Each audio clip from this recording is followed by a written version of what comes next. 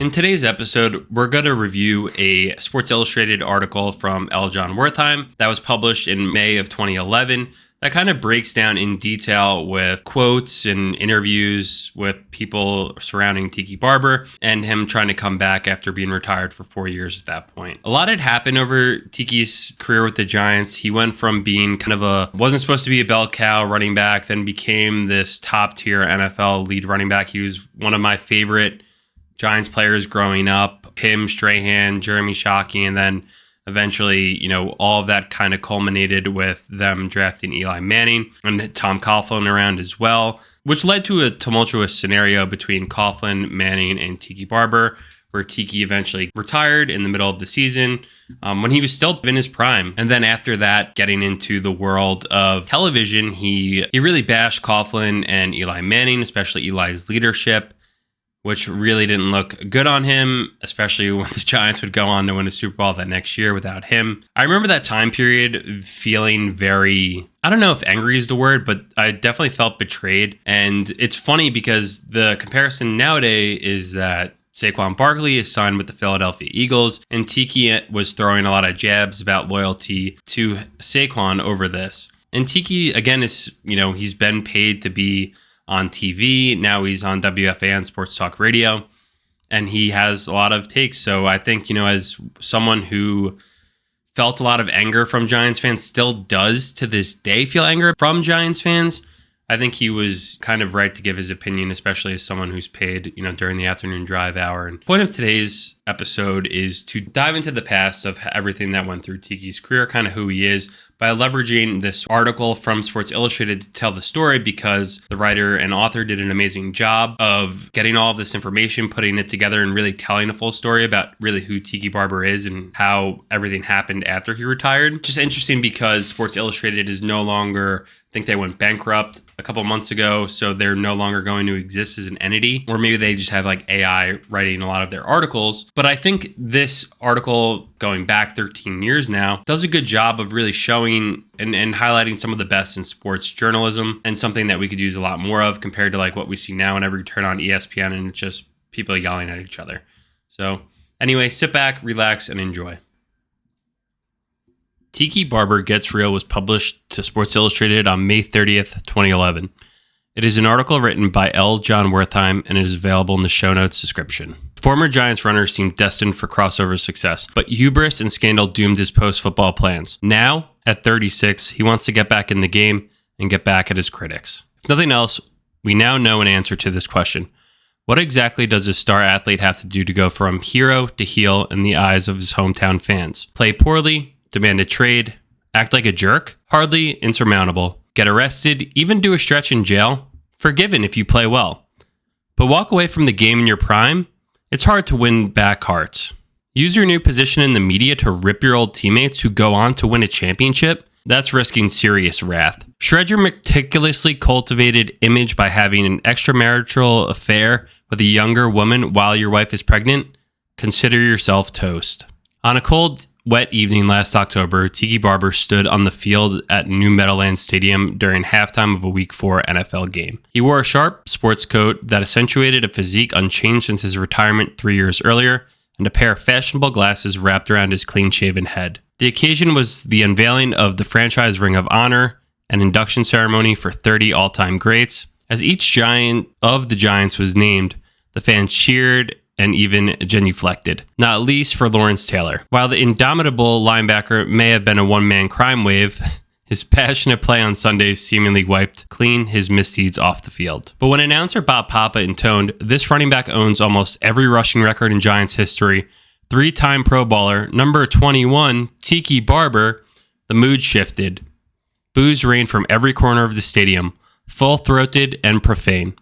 Barber grinned and clapped gamely, but that just raised the level of bile from the blue-clad masses. Only when the next honoree, wideout Amani Toomer, was announced did the feel-good vibe resume. The ceremony, as Barber put it a few months later, was another kick in the balls, but at least it gave him an excuse to get out of the house. When the shit hit the fan, again his words, in April 2010, Barber exiled himself from Manhattan and eventually landed in the Bronx, where he shares a modest apartment with his girlfriend, Tracy Johnson, in quiet, staid Riverdale. By summer, he was spending most of his days watching Netflix DVDs, I didn't want to interact with people, says Barber.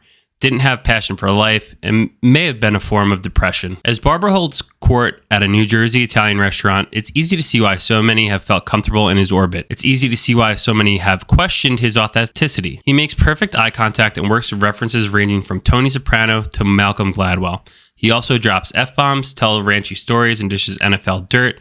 Insisting he's in a great place, Barber points out that he has his health, he has his 4 kids, and he has Tracy.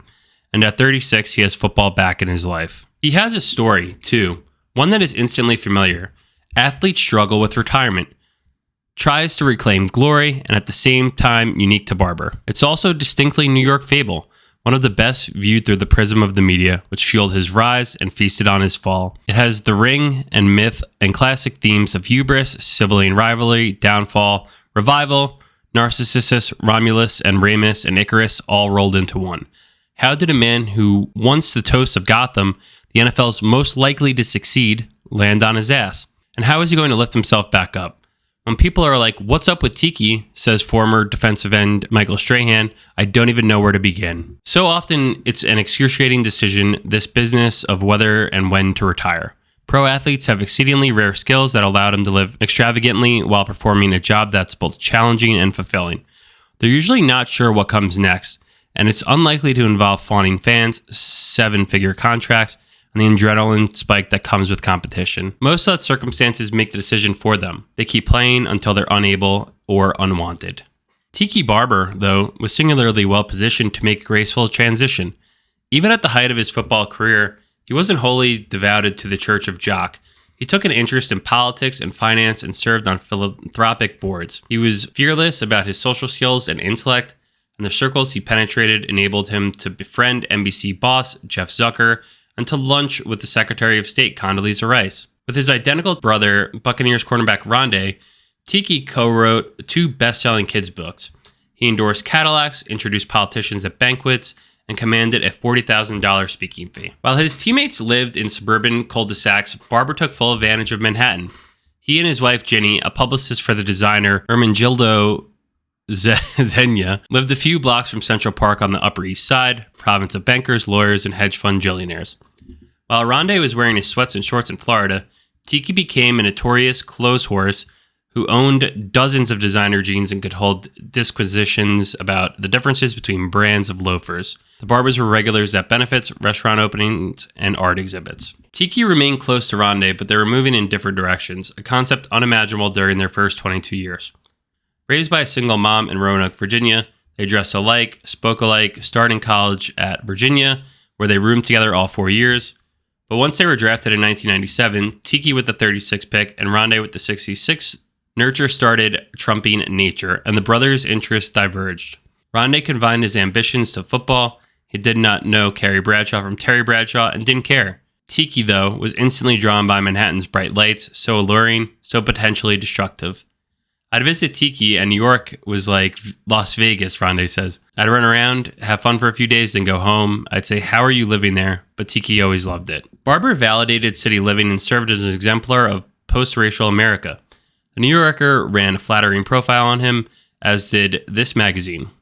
Even when the Gotham tabloids suspended their usual cynicism to run stories with the headlines like "Worlds Apart" and "All Together," "At Home with Tiki Barber's Melting Pot Family," as Barber developed into one of the league's most complete backs, the media became smitten with an outspoken, accommodating star, famously charitable, refreshingly self-aware. Barber also elevated his profile on television, appearing first on local stations in 1998. For a stint on New York CBS affiliate, he woke up at 3:30 a.m. to deliver morning sports reports. Eventually, he moved to Fox and appeared regularly on the national show Fox and Friends as a Tuesday co-host. Fox News President Roger Ailes told employees Barber killed the dumb jock stereotype. But at his full-time place of work, Barber was much less popular. He battled and challenged Giants coach Tom Coughlin, telling him that his hard-ass ways were counterproductive and that his play calling was dubious. More than not, Barber's eclecticism didn't always play well in the locker room. Teammates accused him of being a fraud. A lot of players want to be taken seriously as more than a football player, says Roman Obin, a Giants tackle from 96 to 99, who earned a master's degree in public administration while he played. But we beat the Cowboys and fly home. Guys are yelling, playing cards, watching movies. Tiki's sitting there, legs crossed, reading Wuthering Heights or whatever. Come on, some guys let you know how bad they had it growing up. Tiki wanted you to know the opposite. Hey, I'm not from the hood. By the fall of 2006, his 10th season, Barber had put up kind of numbers that make Hall of Fame gatekeepers take notice.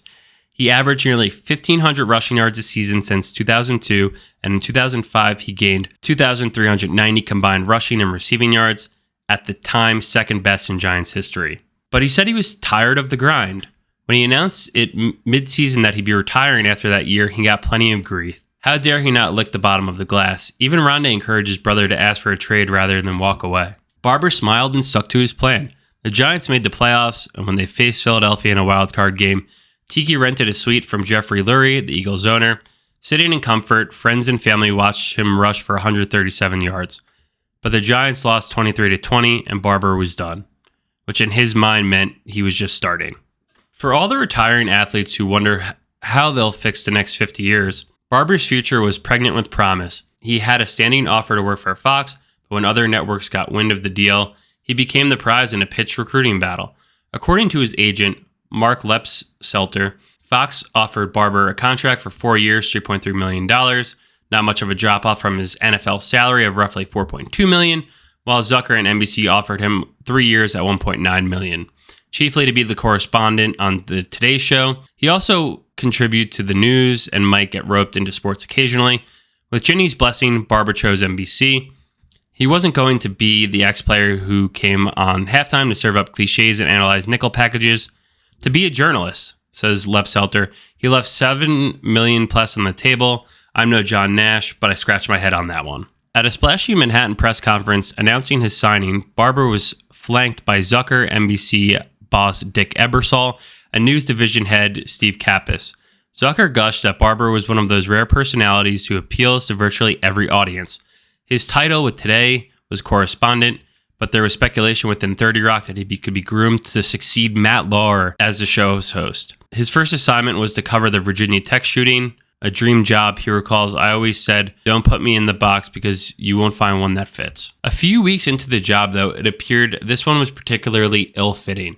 Barber appeared stiff and uncomfortable on air. Some Today staffers were not exactly devastated when their new colleague, lacking experience and having paid few dues, began to fumble. The show's well-regarded producer, Jim Bell, did not, by all accounts, share Zucker's fondness for Barber. Whether he was making rookie mistakes and could have worked harder at his new craft, NBC's claim, or was caught up in the fierce office politics, his contention, Barber's stock at NBC was plummeting. In football, there were those 100-yard games to confirm that he performed his job well. For all his battles with Coughlin, he usually knew where he stood.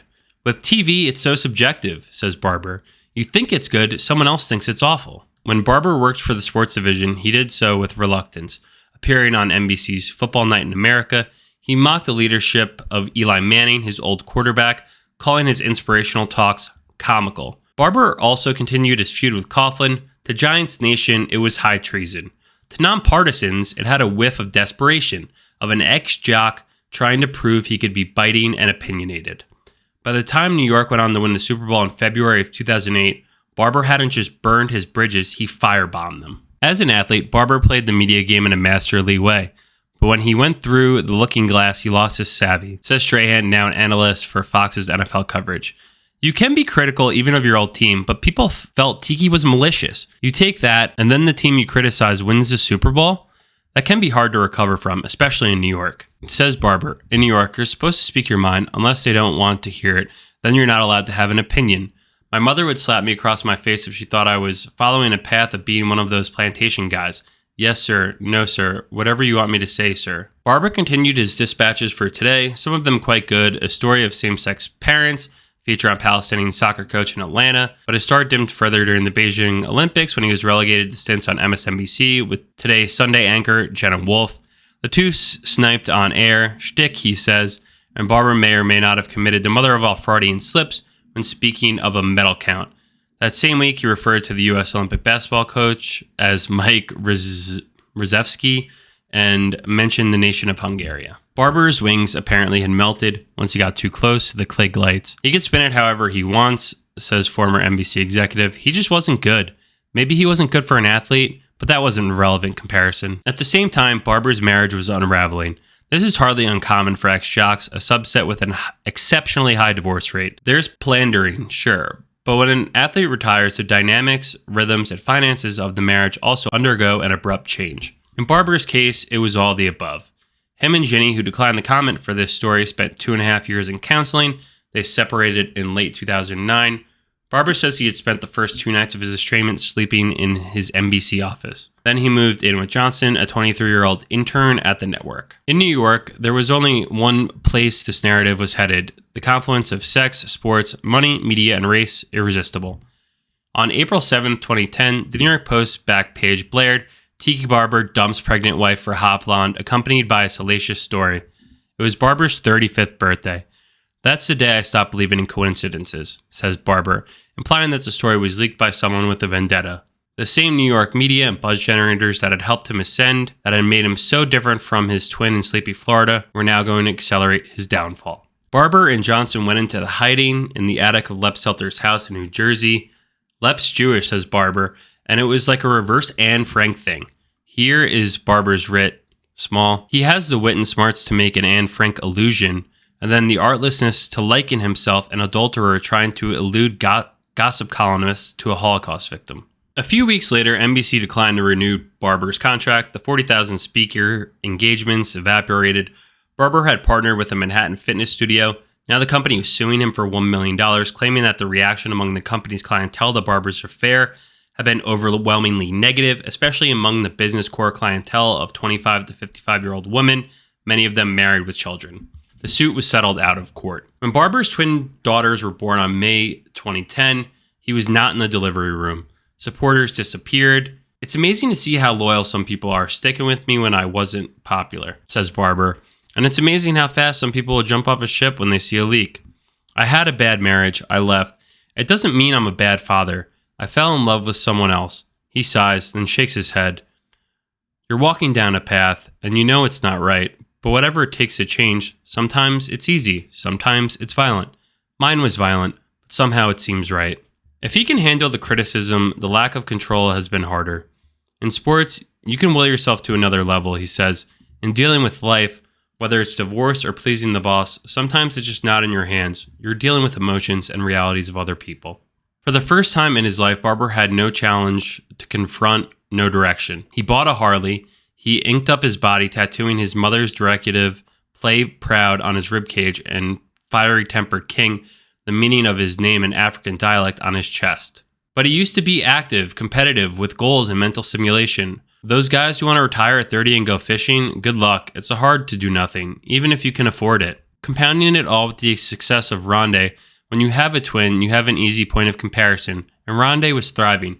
While Tiki retired, Rondé refused to show outward signs of age. Even in his mid-30s, he was excelling in Tampa Bay's secondary, his passion for football still blazing.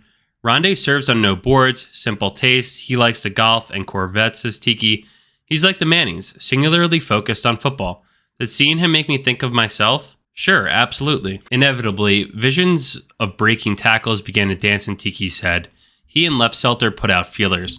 When the NFL labor dispute ends, the Giants will happily relinquish their rights to Barber. And other teams have expressed their serious interest in a durable back who has kept up his physique. In March, Lep Selter filed the necessary paperwork with the NFL to unretire his client. Barber insists that regardless of how costly 4 children and contentious divorce might be, he's neither broke nor motivated by money. Excelling on the field is a great way to win back fans. See Michael Vick. And sure, this is partially about repairing a tattered image, but there's more. It's about self-fulfillment, says Barber. It's about having a goal, trying to do something that maybe hasn't been done before, returning to run the ball at a high level after 4 years away. Predictably, the comeback has triggered skepticism. Antonio Pierce, a former Giants linebacker and now ESPN analyst, said of Barber, "He's not going to do anything for your team." "Antonio hates me," Tiki says, chuckling. Just as damning was the silence from other former teammates and coaches. "Physically, he could probably do it," says a former Giant. "But the locker room, Tiki's a complex guy." Strahan, however, laughs when asked if Barber can still play.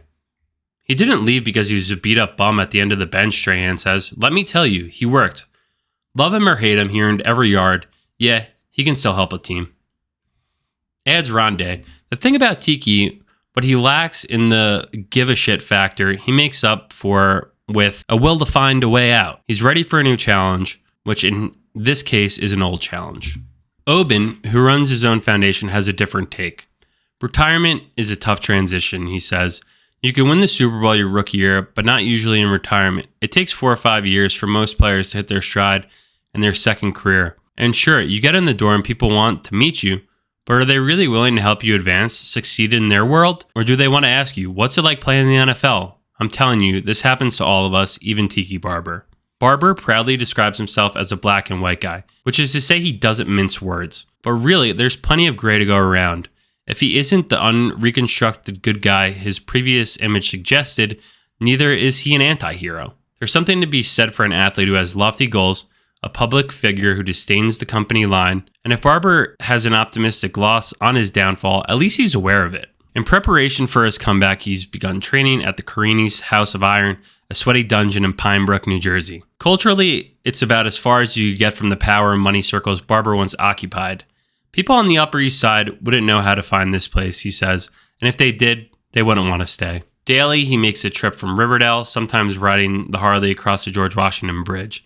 Other times, driving his Mercedes SUV through the Lincoln Tunnel, passing the stadium, which almost taunts him from the side of Route 3. At Carini's, no one cares what you're wearing, what board you served on, where your lunch reservation is. It's pretty simple, says Joe Carini, a 6-time winner of the New Jersey Strongest Man and Barber's personal trainer through most of his career. Did you or didn't you put in the work?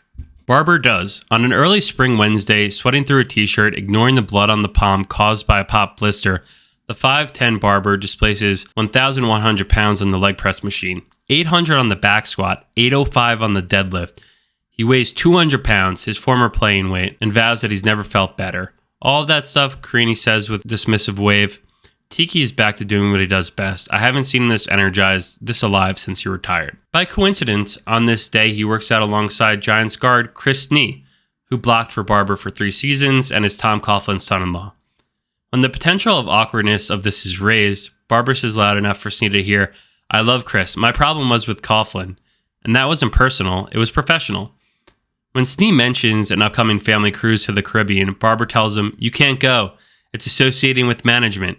Snee laughs uneasily at the reference to the lockout rules, as if to say, "Still at it, Barber," stirring the pot. It's spring break in New York City private schools, and per the custody arrangement, AJ 8 and Chasen 7 are with their dad today. Johnson is not there per the custody arrangement. She has yet to meet the kids. Indifferent to their dad's weight work, the boys play their Nintendo DS, smack chalk on their hands like LeBron James, and try to throw a baseball through a tire. When Chasen curls 10 pounds and watches himself in the mirror, his dad says, "You're like Uncle Rondé, admiring yourself while you lift." Finally, it's time to go. "Great workout," Tiki yells Carini. "We're not far off." With that, Barber leaves the gym. Outside, a stiff breeze smacks him in the face. The warm weather might be coming. It's not here yet.